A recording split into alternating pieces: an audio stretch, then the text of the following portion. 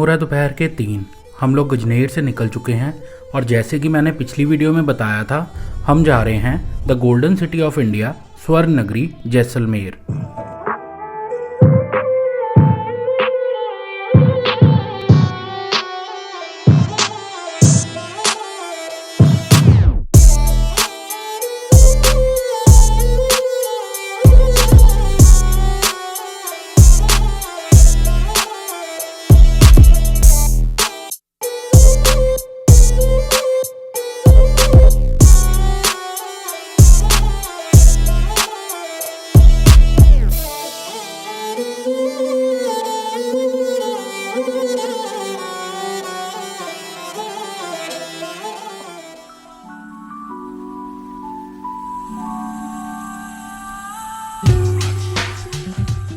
Luckily आज मौसम बहुत अच्छा है। रास्ते में बारिश हो रही थी और इस रोड ट्रिप में हमें यह नज़ारा और मौसम भी एक्सपीरियंस करने को मिला।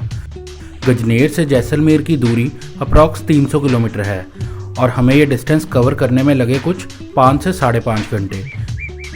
चलते चलते शाम हो गई और साथ में हमने एक्सपीरियंस किया ब्यूटीफुल सनसेट।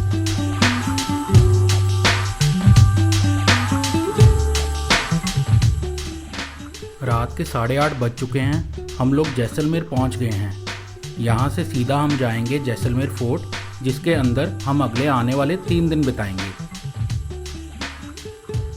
फोर्ट की पार्किंग में गाड़ी पार्क करके और एक ऑटो लेके हम पहुंचे फोर्ट के अंदर अपने होटल विक्टोरिया में। यहाँ एंटर करते ही हमें फील हुआ स्टाफ बहुत ही वेलकमिंग एंड हेल्पफुल था। यहाँ का एम्बियंस बहुत ही ज़्यादा प्यारा था और ये राजस्थान के कल्चर को बहुत अच्छे से रिप्रेजेंट कर रहा था। रूम काफ़ी चार्मिंग और हाइजीनिक था, लेकिन यहाँ का बेस्ट और मेरा फेवरेट पार्ट मैं आपको सुबह दिखाऊंगा। फ़िलहाल भूख बहुत तेज़ लगी है, तो चलिए डिनर करने चलते हैं। होटल वालों की सजेशन पे हम लोग डिनर करने जा रहे हैं लेक व्यू रेस्टोरेंट में, जो कि हमारे होटल से कुछ कदमों की दूरी पे है। आज मेरा राजस्थानी क्यूजीन ट्राई करने का बहुत मन था, इसलिए मैंने ऑर्डर किया राजस्थान का फेमस लाल मांस। खाना बहुत ही अच्छा था, लेकिन उससे भी अच्छे हैं यहाँ के लोग, जिन्होंने हमें 1% भी फील नहीं होने दिया कि हम अपने घर से इतनी दूर हैं। सारा दिन ट्रैवल करके मैं बहुत थक गया हूँ, इसलिए अब मैं होटल जाके करूँगा आराम और आपको मिलूँगा कल सुबह।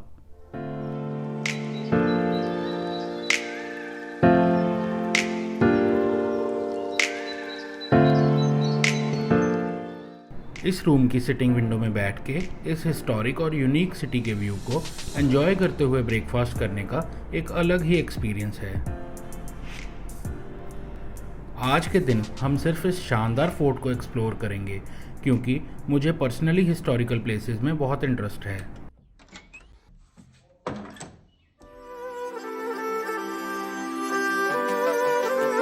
इस फोर्ट को सोनार किला या गोल्डन फोर्ट भी कहते हैं। ये फोर्ट राजा रावल जैसल ने 1156 में बनवाया था।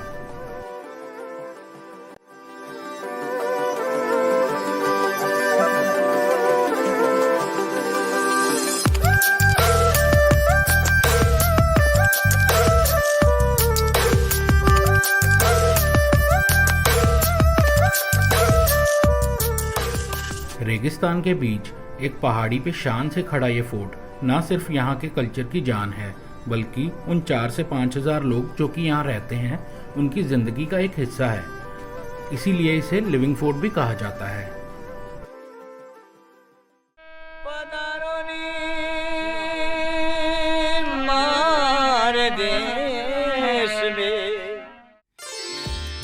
फोर्ट को एक्सप्लोर करते हुए आपको यहाँ की गलियों में कई शॉप्स भी मिलेंगी, जहाँ से आप शॉपिंग कर सकते हैं अपने और अपने लव्ड वंस के लिए। Rajasthani traditional dresses and jewellery जैसे सोवेनियर्स भी ले सकते हैं।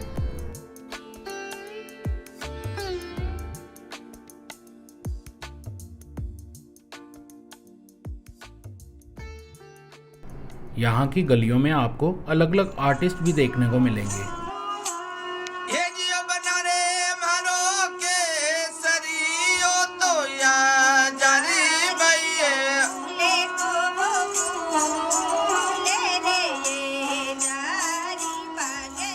इन छोटी छोटी गलियों में आप घर, कैफ़े, होटल्स, मंदिर और मार्केट सब देखेंगे। ये फोर्ट अपने आप में एक शहर है। ऐसा लग रहा था कि हम किसी अलग ही जगह पे आ गए हैं। पीले पत्थर से बना इस फोर्ट का आर्किटेक्चर बहुत ज़्यादा शानदार और यूनिक है। इंटरलॉकिंग सिस्टम से बनाया ये फोर्ट ना सिर्फ एक हिस्टोरिकल प्लेस है बट एक आर्किटेक्चरल अजूबा भी है। फोर्ट के अंदर से मोस्टली हर जगह से ही बहुत सुंदर व्यूज़ देखने को मिलते हैं, बट कुछ सिलेक्टेड स्पॉट्स ऐसे हैं जहां से सिटी व्यू देखने का अलग ही मज़ा है। आप यहां पर म्यूज़ियम भी एक्सप्लोर कर सकते हैं, जहां आपको इस फोर्ट की और यहां के राजा महाराजाओं की हिस्ट्री की एक झलक भी देखने को मिलेगी।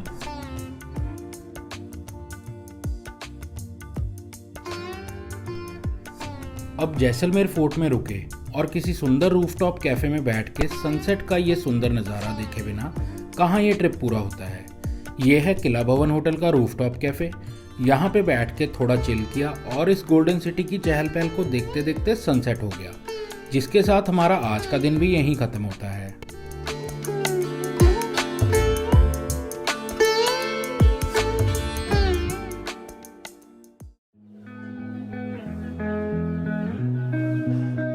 कल फोर्ट एक्सप्लोर करके हम लोगों को बहुत मज़ा आया और आज हम लोग एक्सप्लोर करेंगे जैसलमेर सिटी।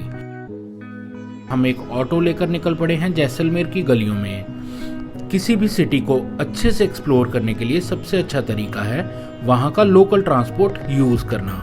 यहाँ हर गली में एक पुराने ज़माने का टच और यूनिकनेस थी। इन्हीं गलियों में से घूमते हुए हम लोग पहुँच गए हैं अपने आज के पहले डेस्टिनेशन पे, जो कि है पटवा की हवेली।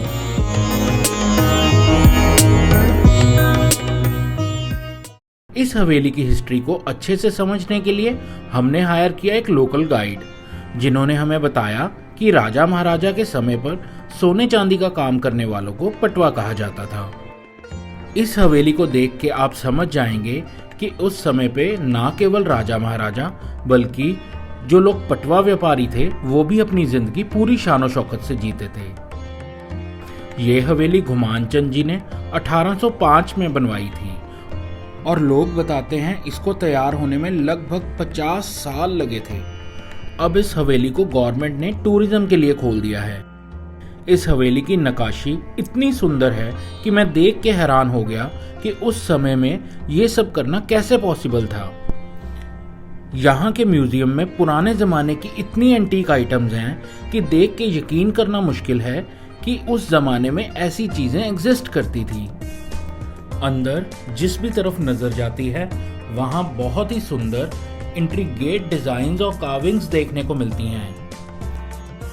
ये हवेली अंदर और बाहर से इतनी सुंदर है कि इसको बनाने में कितनी मेहनत लगी होगी ये हम लोग अंदाज़ा भी नहीं लगा सकते। ये आज भी इतने अच्छे से प्रिजर्व्ड है कि इसीलिए ये फोटोग्राफी के लिए भी बहुत मशहूर है। हमने भी वहाँ कुछ फ़ोटोज़ क्लिक करवाए और वहाँ से निकल पड़े अपनी दूसरी डेस्टिनेशन, जो कि है गड़ीसर लेक। हमने सोचा क्यों ना चलते चलते भेलपुरी खाई जाए।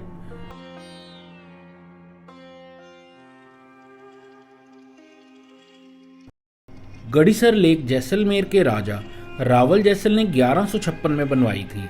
ये एक आर्टिफिशियल लेक है जो किसी ज़माने में पूरे जैसलमेर को पानी सप्लाई करती थी। ये लेक काफ़ी शांत और फोटोजेनिक है, इसलिए ये लेक प्री वेडिंग शूट्स के लिए भी बहुत फेमस है। आप यहाँ पे बैठ के इस लेक की खूबसूरती को एंजॉय कर सकते हैं या फिर बोटिंग का भी मज़ा ले सकते हैं। मेरे हिसाब से यहाँ आने का सबसे अच्छा टाइम है शाम का, जहाँ हल्की ठंडी हवा में बैठ के आप हमारी तरह लेक साइड कैफ़े में चाय का मज़ा ले सकते हैं।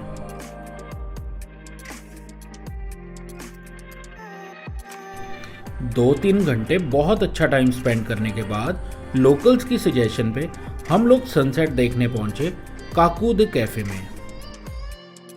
यहाँ एक तरफ डूबते हुए सूरज का नज़ारा देखना और दूसरी तरफ पूरे फोर्ट का व्यू देखना, ये बहुत ही रिलैक्सिंग मोमेंट था।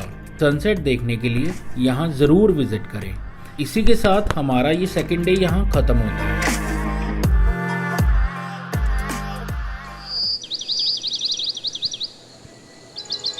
यहाँ से चेकआउट करने का बिल्कुल मन नहीं था, बट जैसे कि मैं हमेशा कहता हूँ कि सफ़र जारी रहना चाहिए। चेकआउट करने के बाद फोर्ट की मार्केट से हमने करी थोड़ी शॉपिंग।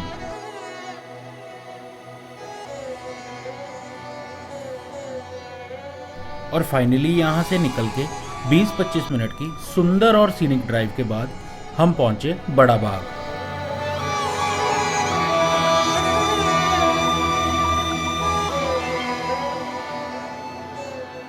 जब हम यहाँ पहुँचे तो यहाँ रेस्टोरेशन का काम चल रहा था। ये सुंदर छतरियाँ राजस्थान की रॉयल फैमिलीज की मेमोरी में बनाई गई थी। इस जगह को मैंने और आप लोगों ने बहुत सारी मूवीज और गानों में देखा होगा, लेकिन अपनी आंखों से देखने में ये और भी खूबसूरत है।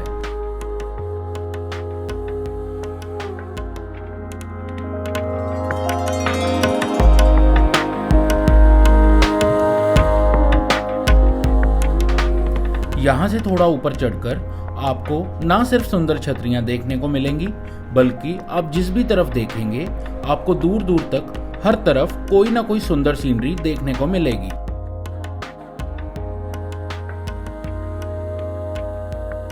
इन्हीं सीनरीज को कैप्चर करने के लिए लोग यहाँ फोटोग्राफी और वीडियोग्राफी के लिए आते हैं। अगर आप यहाँ आएं तो अपनी पानी की बोतल साथ लेके आएं, क्योंकि यहाँ दूर दूर तक कोई भी शॉप्स और स्टॉल्स नहीं हैं।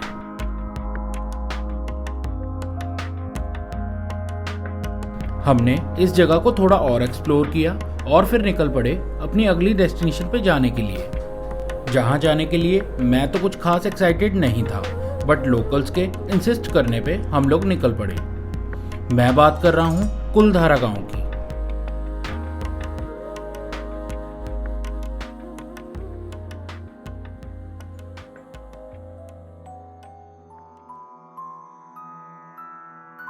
कुलधारा गांव पहुंच के हमने हायर किया एक लोकल गाइड, जिसने हमें यहाँ की हिस्ट्री को समझने में हेल्प करी।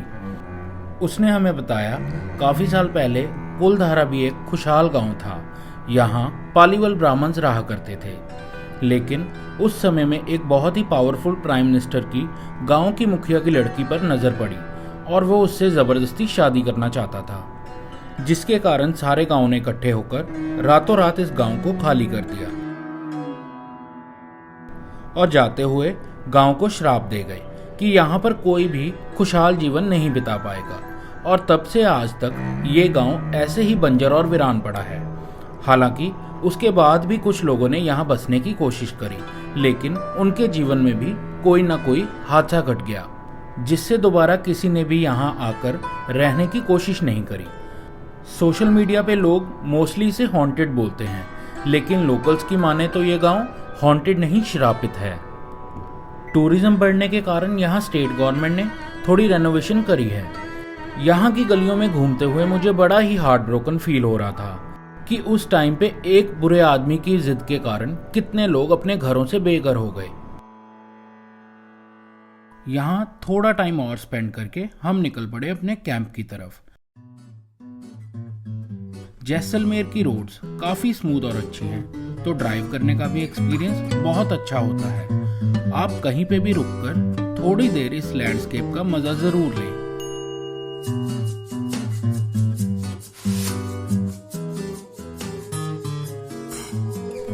कैंप पहुंचने पर उन्होंने हमारा तिलक लगा के बहुत ही अच्छे से वेलकम किया।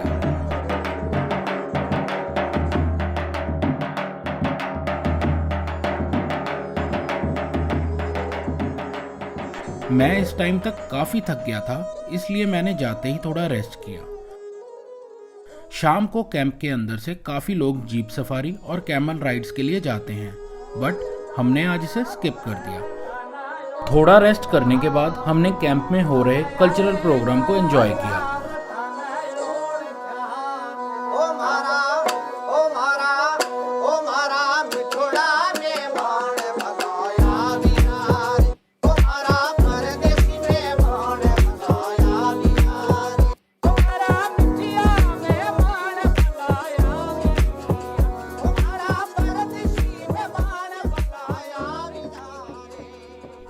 दिन बहुत लंबा और हेक्टिक था, इसलिए अब आराम करते हैं और मिलते हैं कल सुबह।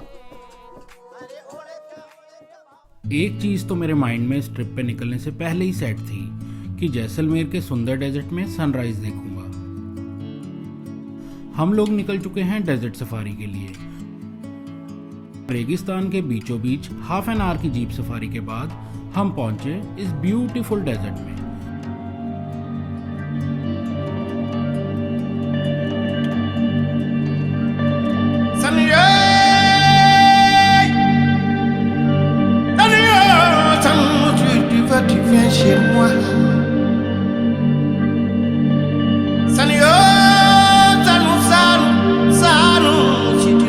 Tu vas chez toi ou bien je vais chez moi. Kidam, kidam, kidam gada yadim. Gili bada koi mayo, gili nanja dai bempe jeha ha, gili ko sadinge. Gili koi namoti, bada koi mayo.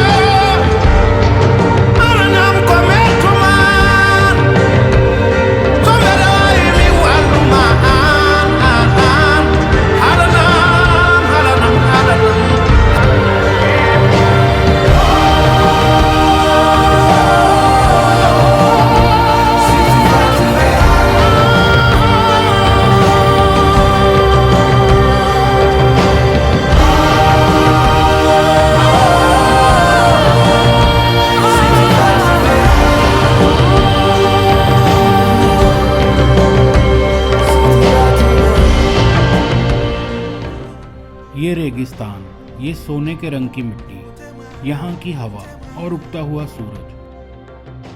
अगर सुकून है तो यहाँ है, इस पल में है। अगर आप कभी यहाँ आए तो सिर्फ अपने पैरों के निशान छोड़कर आएं। सारा वेस्ट, प्लास्टिक सब प्रॉपरली डिस्पोज करें और इस ब्यूटीफुल सी जगह की ब्यूटी को अगले ट्रैवलर के लिए बरकरार रखें। ये डेजर्ट इतना अनटच था कि जिस टाइम हम पहुंचे थे यहाँ पैरों के निशान भी सिर्फ हमारे ही थे। टूरिस्ट स्पॉट्स जैसे कि सम सैंड ड्यून्स में शायद आपको सुविधाएं और एंटरटेनमेंट ज़्यादा मिले, बट अगर आप जैसलमेर के रेगिस्तान का असली एक्सपीरियंस करना चाहते हैं तो टूरिस्ट की बजाय ट्रैवलर बने। यहाँ हर कोने में कोई ना कोई अजूबा है।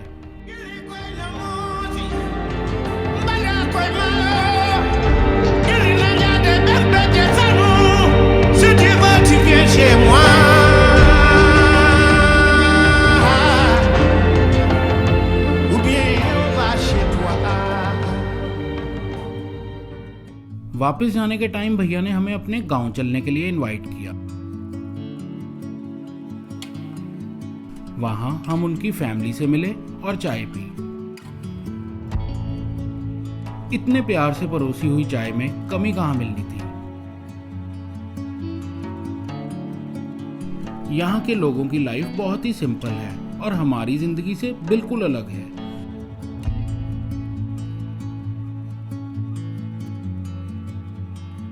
यहाँ के लोकल्स और बच्चों से मिलकर और उनके साथ बिताए हुए कुछ पल मैं जिंदगी भर याद रखूंगा।